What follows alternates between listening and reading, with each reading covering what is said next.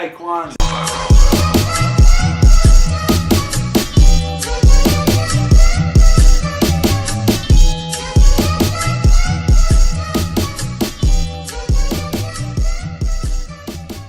My name's Matthew Haynes. I am the curator and host of the design conference, and I'm a designer director at Analog Digital Agency.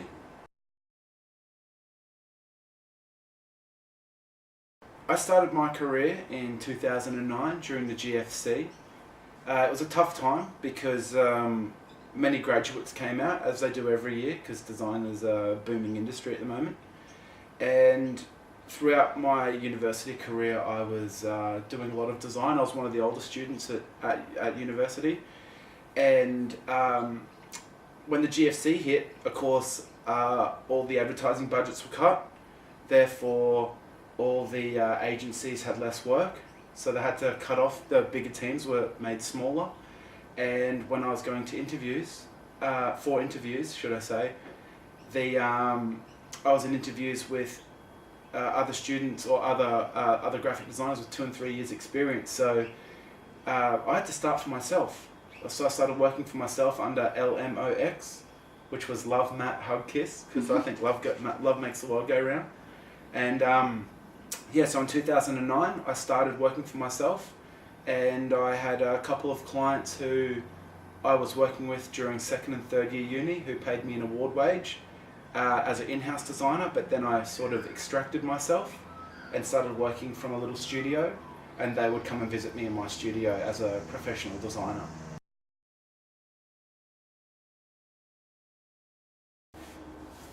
I would describe Analog Digital Agency as a, going back, it started off as a one-man freelancer, which quickly grew into sort of a 5-man team, where I was working under another designer, working with a developer, and working with other sort of strategists.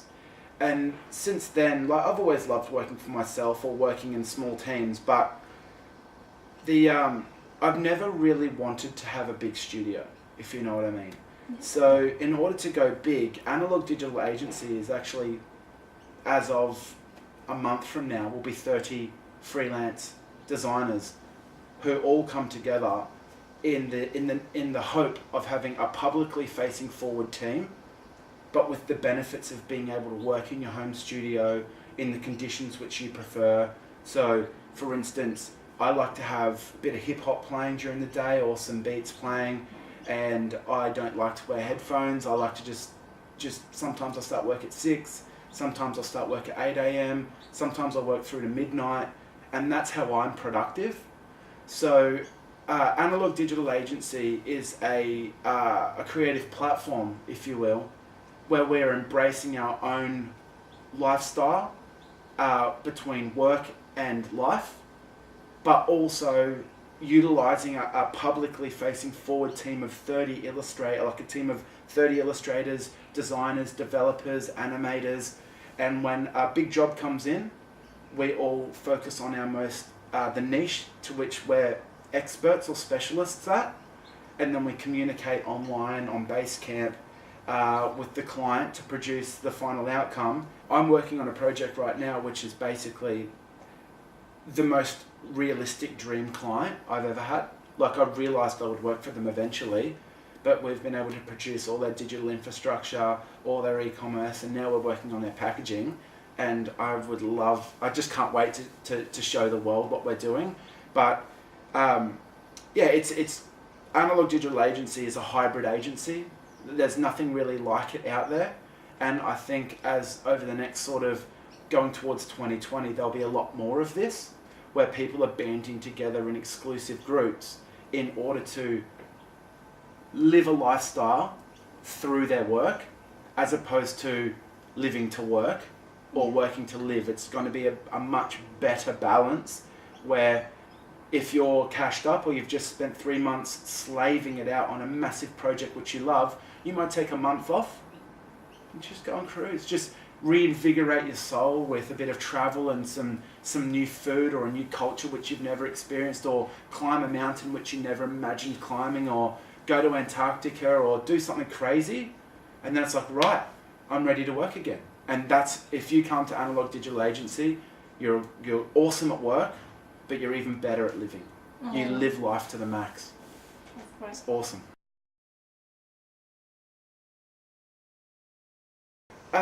Why did I start the design conference? Shortly after I graduated in 2009, I won a trip around the world where I got to meet some of the world's best creatives, business owners and designers. And just being around these prolific creative people made a huge impact on my career, how I saw myself, where I realised I could go, and what my potential was, and what is actually out there. So I decided that instead of having millions of dollars and flying everybody around the world at 20 grand a pop, it would be better to spend $20,000 or $30,000 and bring the world to the people.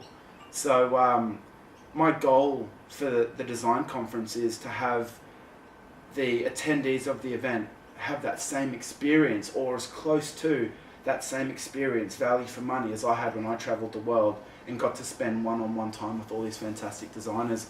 I just think it's so important for many designers out there to help them get to talk to people, to understand how other people think, and to believe in themselves that they can do anything, or they can do a lot more than what they believe they can. And that's why we did it.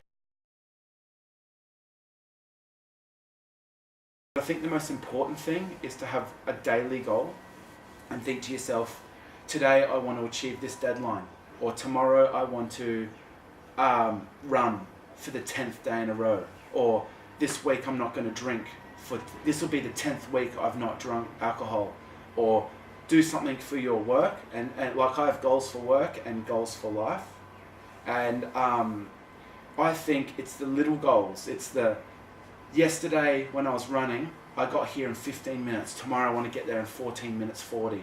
And then the next, in a month I want to be there at 14 minutes. And when you have success in your life, it releases some sort of, like, your spirit grows. And then you start taking on some really big challenges. And then before you know it, you own a company. And then before you know it, you've got 100 grand in the bank. And before you know it, you've got a great business and a family, but you've got time to spend with them. Or you've traveled every continent in the world, or you've done all this shit, and your goals start to get crazy. I think the problem is that with human races, we're only here for 60 to 100 years, and you run out of time. So you've got to pick and choose your battles. You've got to start early. Start when you're 18, work your ass off, and then when you've saved up money, go have a quick holiday, 2 weeks. Go to the max, spend all your money, whatever it takes, then go back to work and just live life.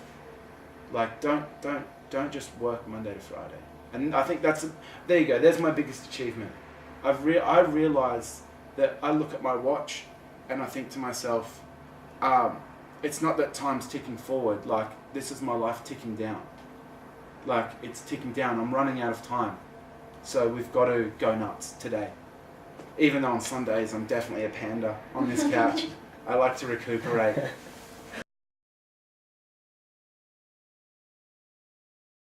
The biggest mistake I've made was trying to grow the design conference into a national conference. It just took so much of my time, and it really ran me down. I found it difficult to service my clients as well as give everything that I've got to the people of Australia. And look, I think that the interstate events were fun, and I learnt a lot, and I think it was important to do them because I figured out what was really and truly most important to me, and that is working with my closest community, being the Brisbane design community. And so my biggest mistake was definitely taking interstate, but I learnt so much from that mistake. I'm glad I did it, because now when I focus just on Brisbane, like, I wish I could tell you what's happening next year. We've got at least 6 internationals coming, at least.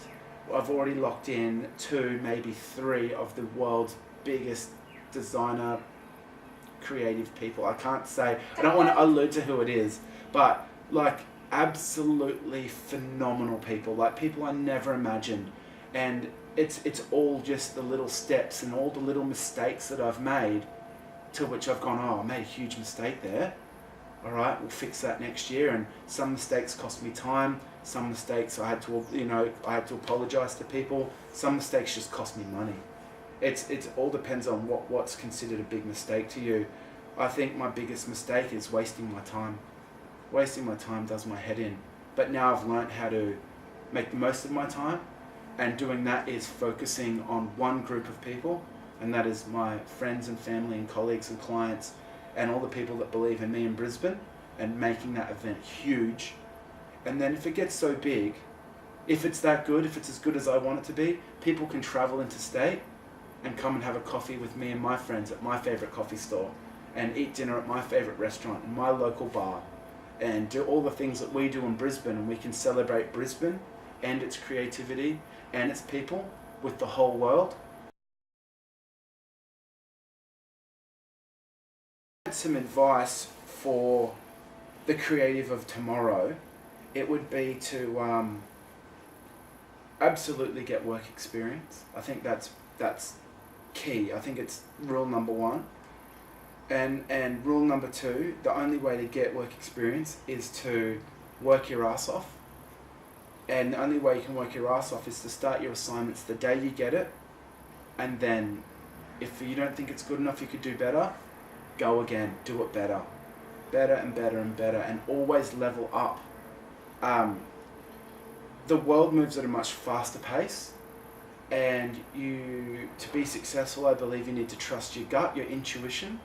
I think it's your biggest tool that you've got, and only way to hone your intuition is to start making difficult decisions.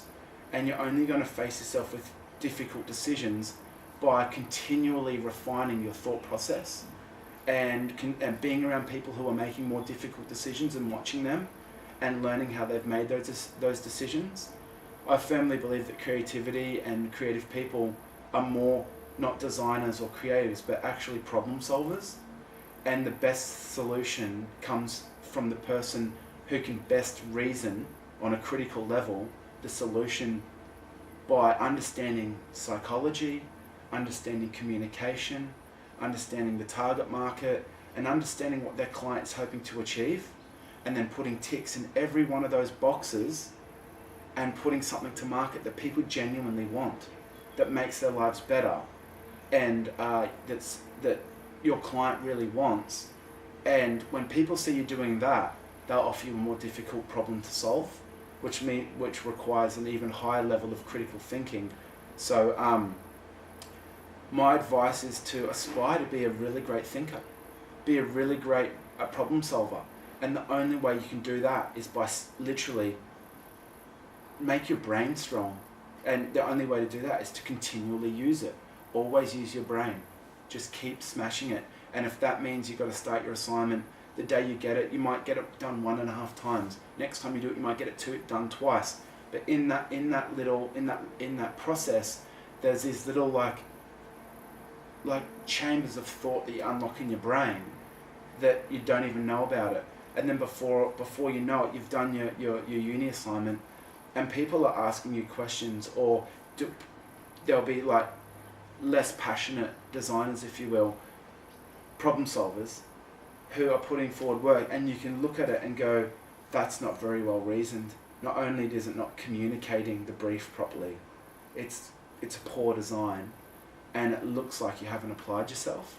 And then you can look at something else and just go, wow, it's epic. It's communicating the message perfectly. Even if you don't agree with the design, you can look at it and go, the target market will like that. And that's what it's all about. If you think that you're going to be happy sitting in front of a computer for the next 45 years, you're tripping. So it's problem solving is what we do, and that's what you've got to fall in love with. So yeah, my advice is to fall in love with the craft, the craft of thinking and solving problems, and you could do anything. Say please and thank you, and love your mother.